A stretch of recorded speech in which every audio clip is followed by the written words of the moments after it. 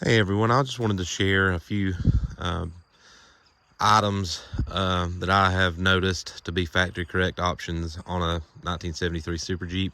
I'll also be sharing some just general Jeep facts along in this video, as well as some regional, like the dealer that sold this Jeep new, which was Hinkle's Jeep Sales in Pickens, South Carolina, and the story of my particular Jeep. I just wanted to make this video not as a look at me, but just to kind of document what a 1973 Super Jeep is and some of the items that, a lot of people, if you happen to have a Super Jeep and we're trying to restore it, that, there's several items that are hard to find items that you could make it factory correct.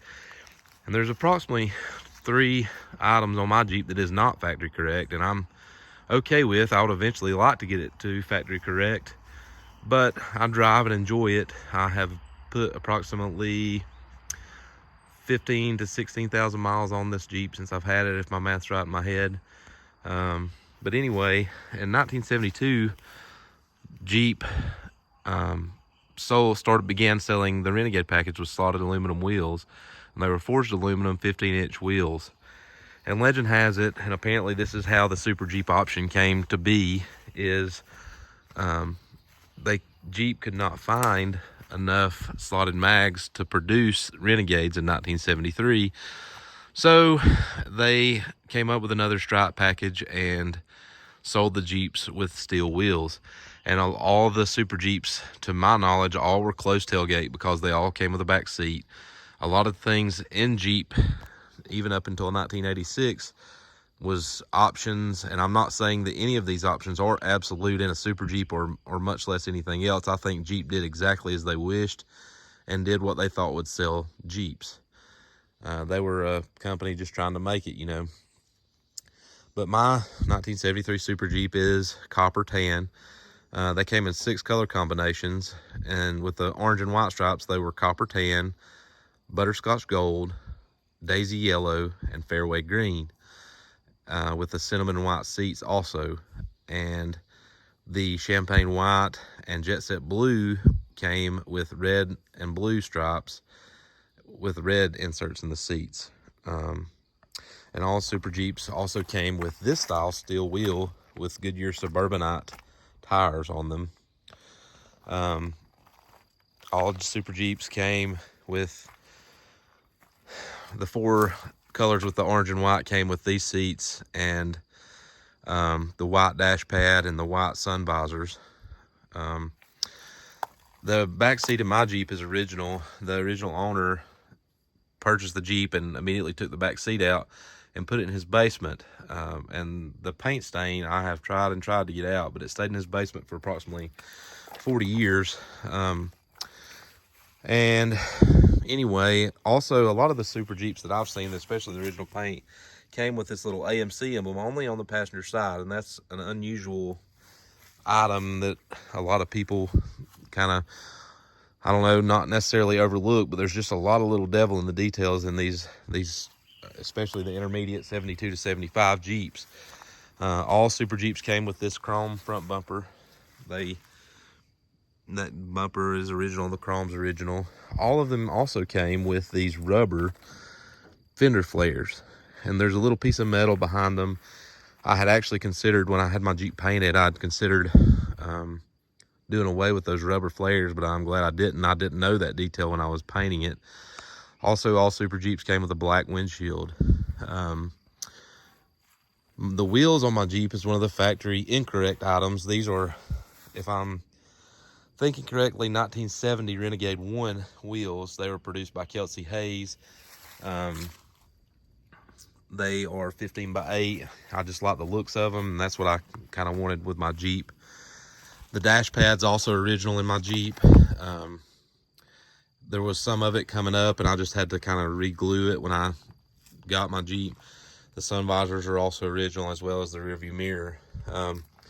In the intermediate CJ gauges, the sticker also came, I guess, from the dealer with these Warnlock-O-Matic hubs.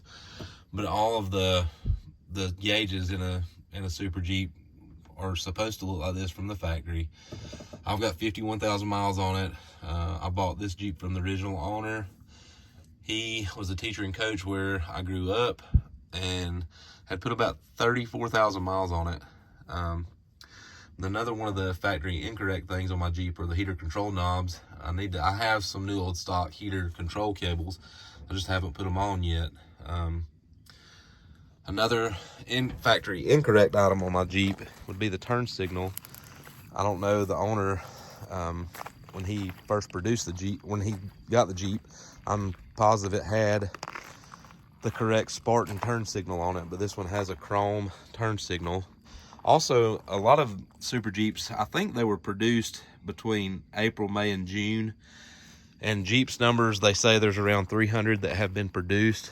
And I don't know, a lot of the Jeeps Super Jeeps that I have seen in my Jeep groups or whatever, in my research, a lot of them have been very close in serial numbers as well. Another thing that's unusual, these rear view mirrors or side view mirrors, that is the correct side view mirror, and they're extremely hard to find. I looked for years and years to find another one for the passenger side, and I have it. I just have not put it on because it did not come with one. If I can get my hood up with videoing. Also, the way to identify a Super Jeep is through the special sales request and order number, which on the firewall tag is this number right here. The D5596 denotes a Super Jeep, and that told the Jeep factory to produce the Jeep with stripes and interior package.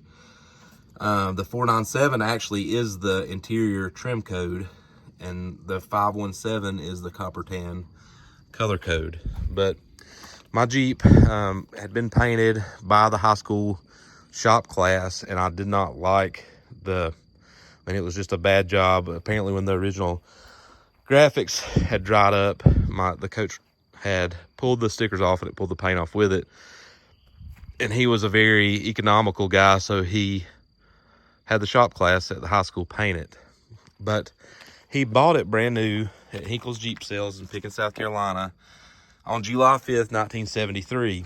And being an economical person in the 70s, I'm sure teachers didn't make great money in Georgia.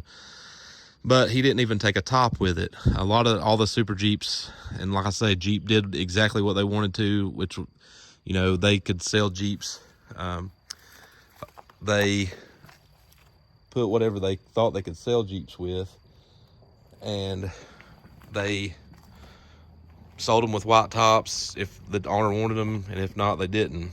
All the Super Jeeps did not come with a 304 V8. Some of them were inline six, and there's no rhyme or reason to what Jeep did there. But Mr. Hinkle that sold this Jeep new is still alive, and I took my Jeep to see him a couple years ago, and he told me that they made their money selling accessories, and a lot of people in this area would know that. Mr. Hinkle told me that they average selling 1,500 Jeeps a year, and they average $750 profit per Jeep on accessories. So $1.15 million is my math on that, and my memory may fail me as far as the numbers, but he sold a bunch of Jeeps, and he was the world's largest Jeep dealer. But this is just some of the details that I wanted to go over about my 1973 Super Jeep.